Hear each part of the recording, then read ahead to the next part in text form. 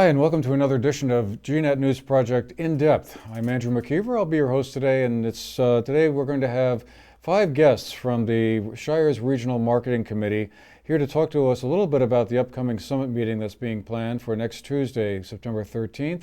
It's going to be held at the Equinox Resort from 1 to 5 p.m.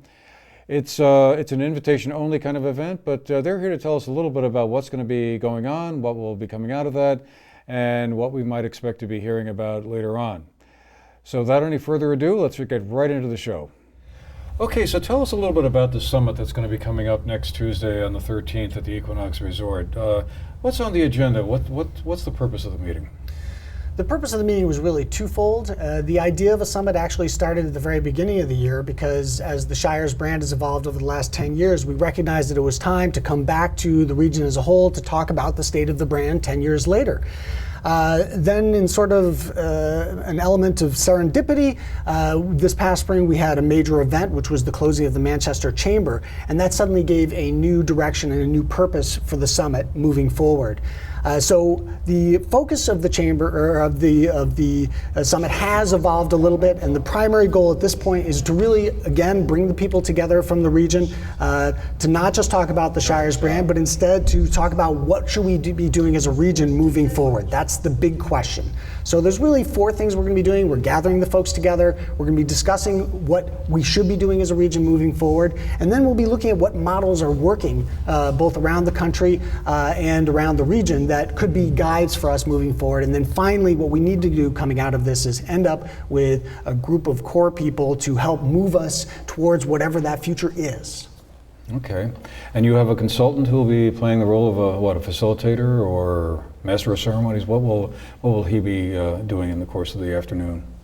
Well, yes, we've engaged Doug Marsh of Organizational Dynamics to be a nonpartisan facilitator for this summit.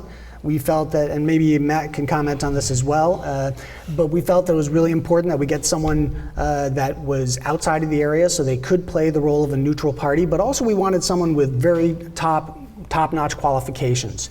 And Doug came to us highly recommended, and we did a search of various facilitators, and he was the one that came up on top in terms of making this happen. Mm-hmm. Yeah, I think the purpose of a good facilitator is helping us move through the process. The rest of us can provide the content, and obviously the people we've invited to the summit will provide that kind of content and context. What do you want to do? What does the future look like?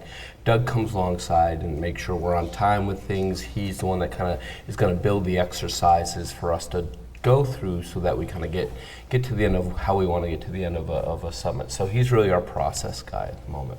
And the Shires was also in a position to be able to RFP and then find that person, because out of our organization, we're able to take that on. Yep.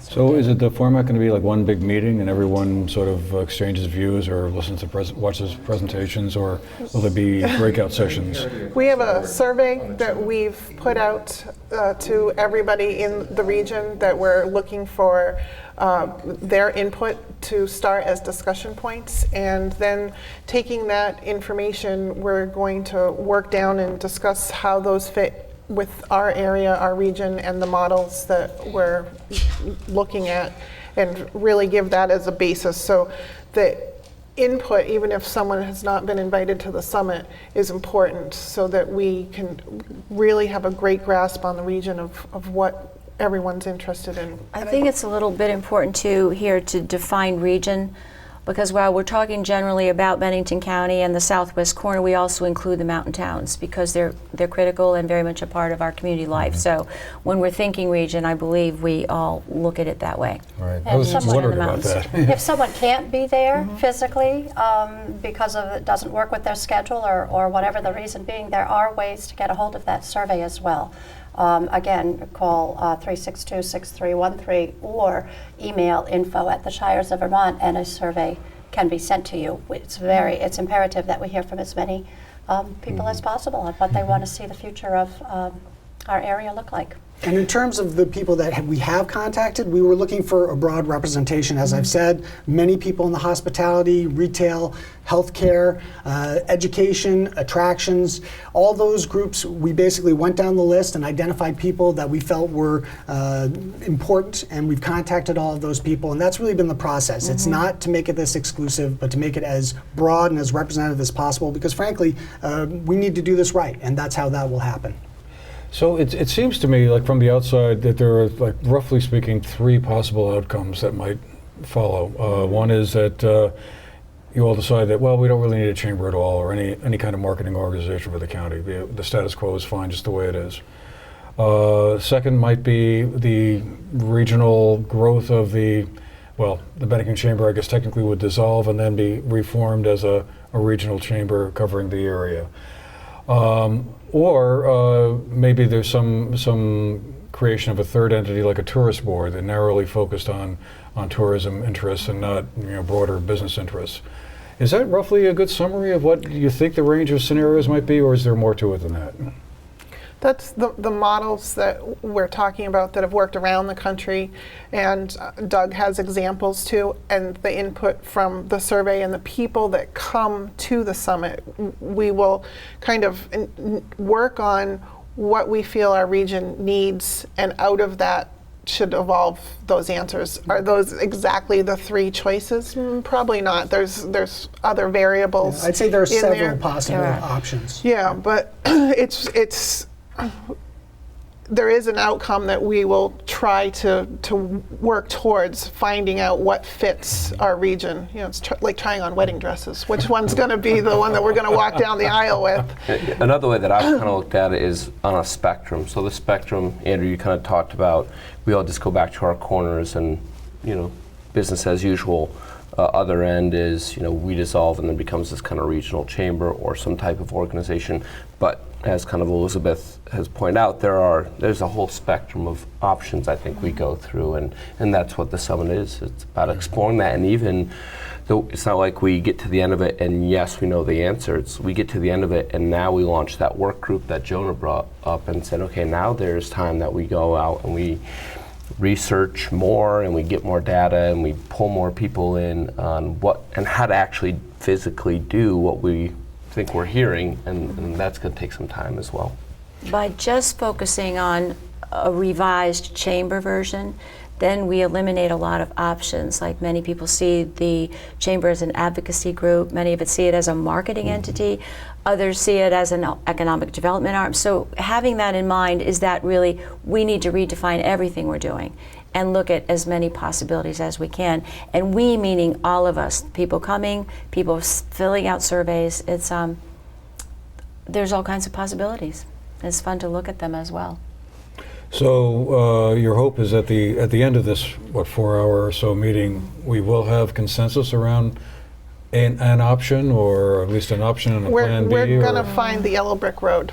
And then the process of going down that yellow brick road is what we're going to venture on. But hopefully the signs are all going to point to the beginning of that road, so we know where to head. There'll be other things along the way that we're going to learn and find out, but at least it will give us hopefully a direction to take our region. Yeah, that's a really good point. I like that allegory, because really what this is the summit is not an end game. This is really the beginning. Mm-hmm. This is going to hopefully give us direction, and this is why it's so important to hear from such a variety of people throughout our communities, our business leaders, our small business person, the tourism segment, the retail section, the manufacturers. We need to hear from everyone, because as Elizabeth just said, this is just a beginning. This is a step down that yellow brick road. But as she said, hopefully all the signs are going to point us in one direction after this summit. I like the analogy of the yellow brick road for a whole different reason. I love it, by the way. And that is that the reason some of us have been working on a regional approach to it, as in the Shires of Vermont Regional Marketing Organization for years, is that we do live along a road. It's 7A, and it comes from Pownell all the way up through, and many of us work on one part, live in another, and look at the world as a much bigger place. Go to the doctors in a different area.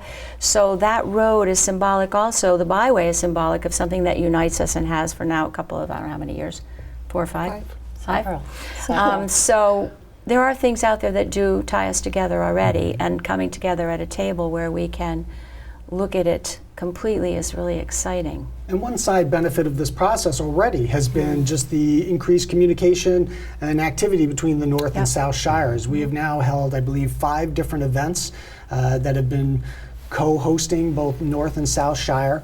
And let's keep in mind that the Shires itself is really just a way for the North Shire and the South Shire, these terms that we've understood as being who we are for hundreds of years. When we talk about the Shires, that's a way for us to communicate as a region as a whole. Right. And it's been very useful watching that develop and happen. So I think that's a side benefit wherever we end up happening, Right. or end up going. I think if you look at the Shires, if you look at Manchester being a little more tourism based and you look at Bennington being a little more manufacturing based, of course each has some of the other elements, and then you have everything in between, in the towns in between, and a lot of the same, but a lot of opportunity.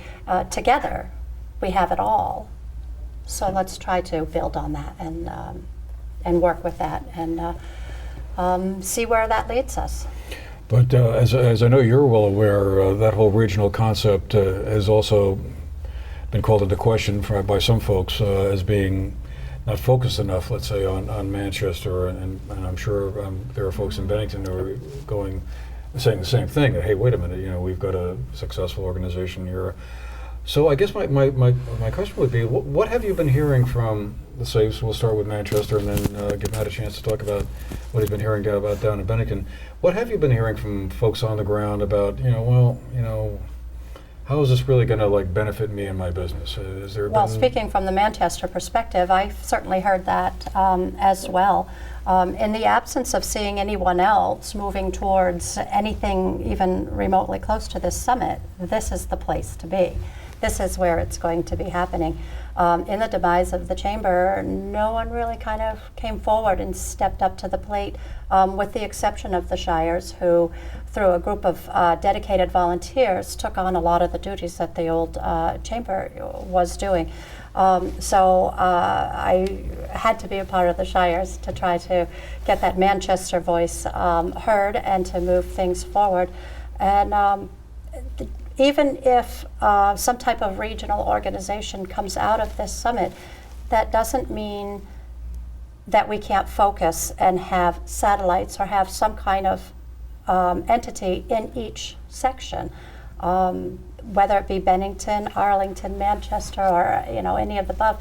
We're still independent in the sense that we can market our own areas and the benefits of our own areas, but we may have the benefit of being represented by a larger group, which I'm actually hoping might help us in the Montpelier realm in getting tax dollars or tourism dollars or any other types of higher education dollars to our area. We'll be forced to be reckoned with if we do come together as an entire county.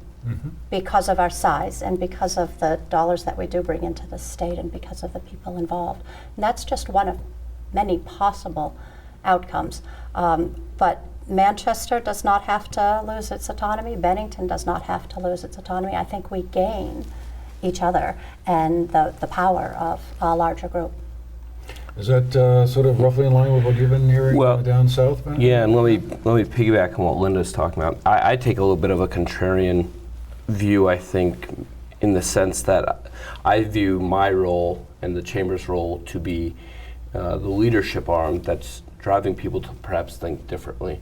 So yes, we listen to what members are looking for, what they want to do, but I also think on a contrarian basis, we're also trying to build that road for them to say, I never thought about it that way. I never thought about combining assets and having a more powerful chamber, a more powerful organization, a more powerful county and region. I always bring up the story of Steve Jobs, and when they interviewed Steve Jobs, they said, what made you build the iPod? And he goes, well, if I'd asked my customers what they wanted, they would have said, I want a better CD player.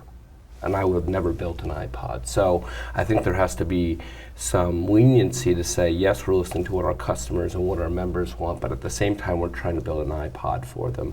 And so in my vision, I kind of, and I've talked with this group and being part of this group, saying, we know regionalization is where chambers are moving. If you look up north to to the Champlain Valley, if you look down south to Berkshire One, a lot of these chambers are starting to realize that they're much more powerful. They can serve a greater need. They can have an array of assets if they combine more regionally than to stick in their own sandbox. So I guess I would challenge actually Bennington, and I would challenge Manchester and every other hamlet along the path to say, even if that's not something that you've thought of before, or you want it to be mine and mine, I think this summit's going to challenge you to say, but think of the possibility of what that would look like if we combine forces and really create a better organization. And I can say specifically from doing a lot of shows around, especially New England and other parts of the country, when you're representing something more than a town, when you're representing a larger region, more people are interested in coming because they want to do a lot of things.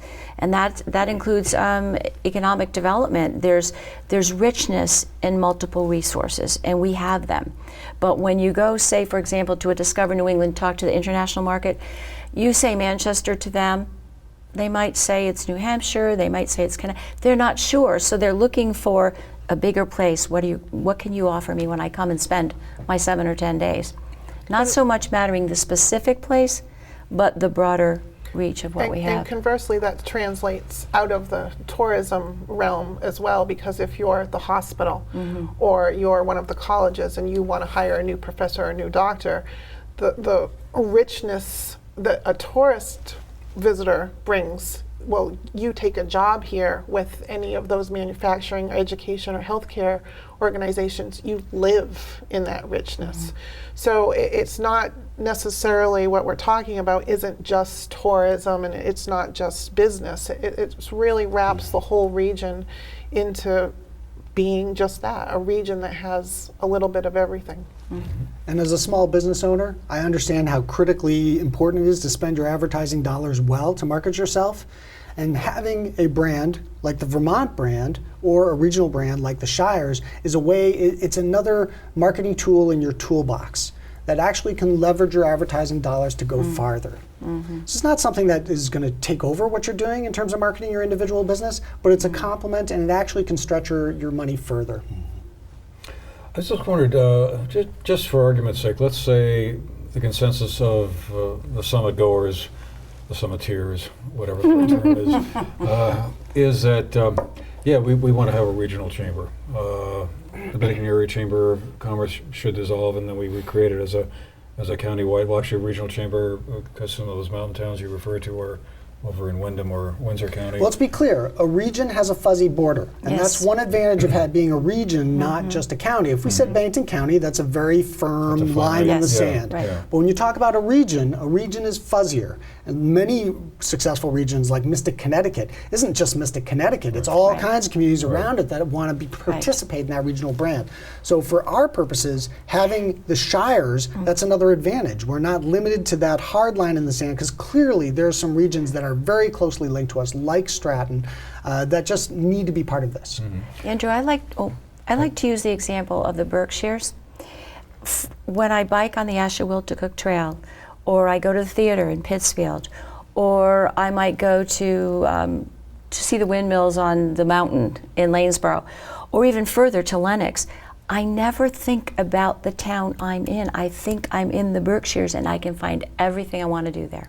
So I feel sometimes like we put a lot of emphasis on individual places, and we do still need to market ourselves, whether you're at Hildene or Jonah's Place or anywhere, but the visitor sees us in a much different way. And when I'm a visitor somewhere else, I'm keenly aware of that I'm in the Berkshires. So I just wanted to add that little.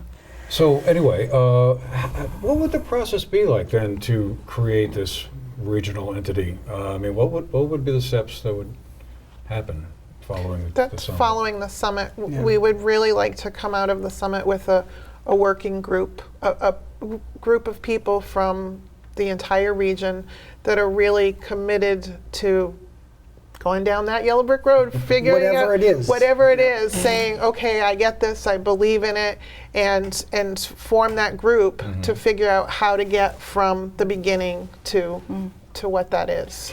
I think what this summit does is it gives us somewhat of a mandate to entertain the question. Right now, we're kind of doing this in a vacuum. We all love regionalizing.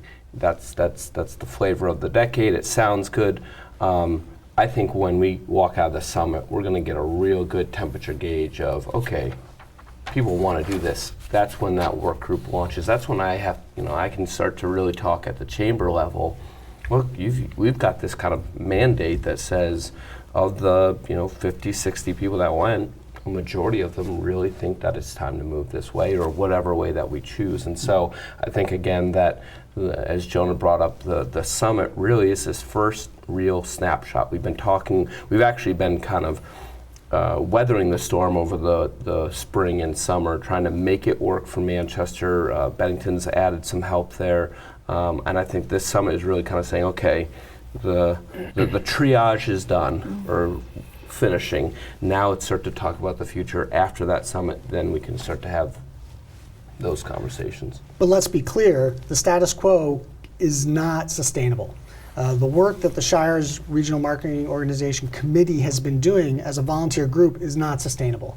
The short-term measures we've put in place to assist Manchester during this time needs to have some sort of long-term solution. So whatever comes out of this, and again, we are not presupposing what the result will be. That is up to us collectively as a region to decide. Whatever that is, it has to be something, because the status quo cannot remain forever. There is no question about that. Okay. Well, one thought I had was, why not have you considered revisiting that partnership idea that was advanced earlier this year, where the chamber would have, the former Manchester Chamber would have formed a partnership with private entities to advance more funds so they could do more destination marketing and a few other activities that I guess they felt constrained from doing. Is that now that required town votes in all the various towns? I'll jump in and start by saying I don't know. And I don't think any of us know the answer to that. But everything will be on the table and it'll be up for discussion. If a large number of people feel that that is something that we should continue to pursue, then we will follow wherever this process leads us. Because I think there was a consultant that was involved in some of the discussion prior to that. No. Very No? minor, Yeah. very, very minor. Actually, the chamber did have someone initially to gather information and then get the word out, that kind of thing, but not any big. That was very much a community-based series of effort meetings, too. I think. Yeah, and actually Seth and Lane were very involved in that at the beginning. Okay. As community, which other people in this community have picked up the ball to find info. I think that's what Vermonters do. But I think one thing the partnership did do was make us all aware that something does need to happen.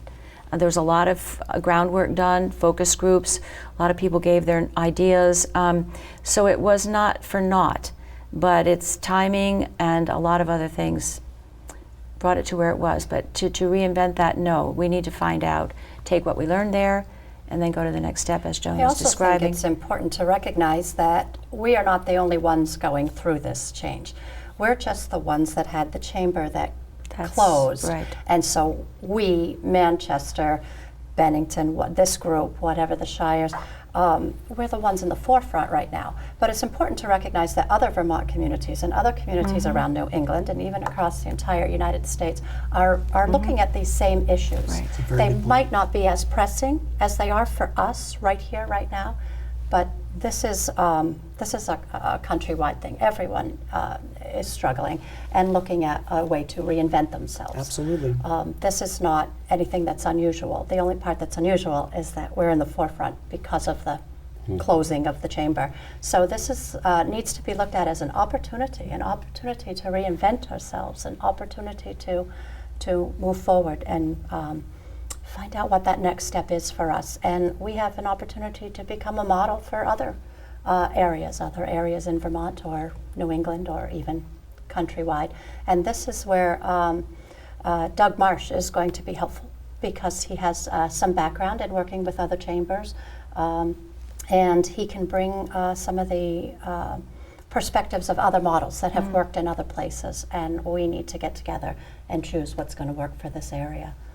I share your excitement, and I feel that sense of excitement myself. I think exploring this new model, whatever it is something that has to happen. And I recall hearing one person saying at an open meeting in Manchester shortly after the demise of the chamber that we need to have Manchester rise from the ashes, phoenix-like. And I love that vision, and it's exciting that we're doing something tangible right now to make this happen. Your comment intrigues me. You were saying about how this is not just a Manchester or Vermont problem or a Southern Vermont problem, it's a national problem. Yeah. Why do you think that is? I mean, is that because social media has now replaced a lot of the roles that the chamber used to do?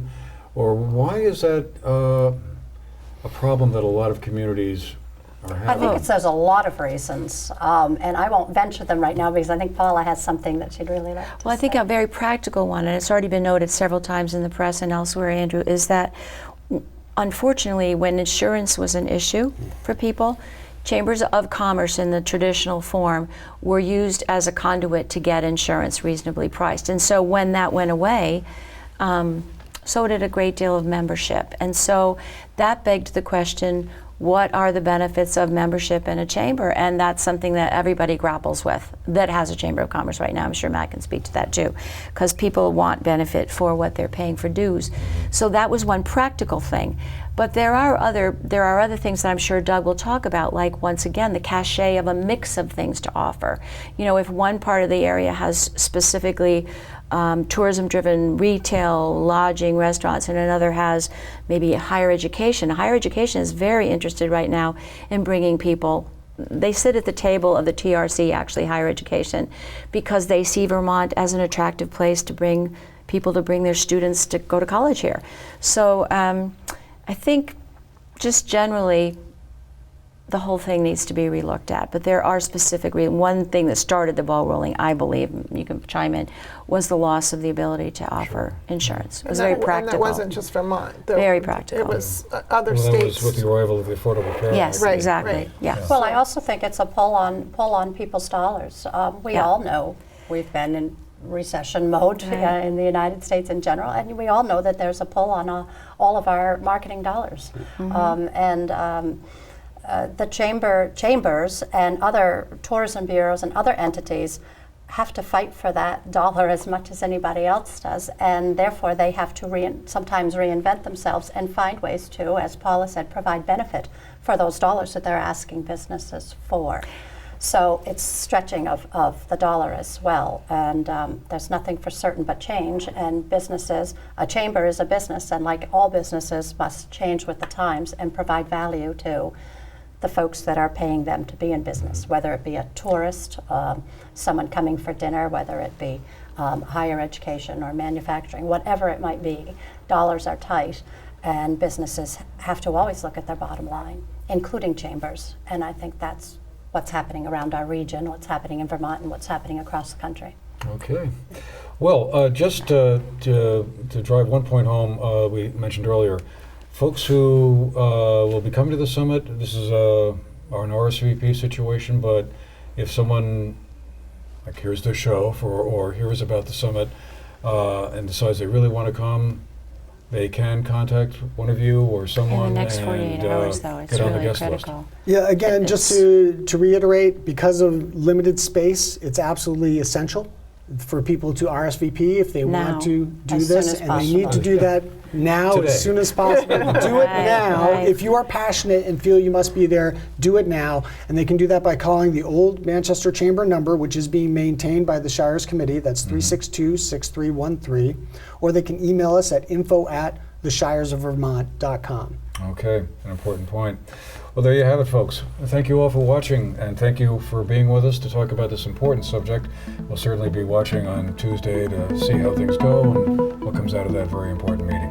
Thank you for having us. Thank you for being here. Thank you for watching. We'll see you the next time.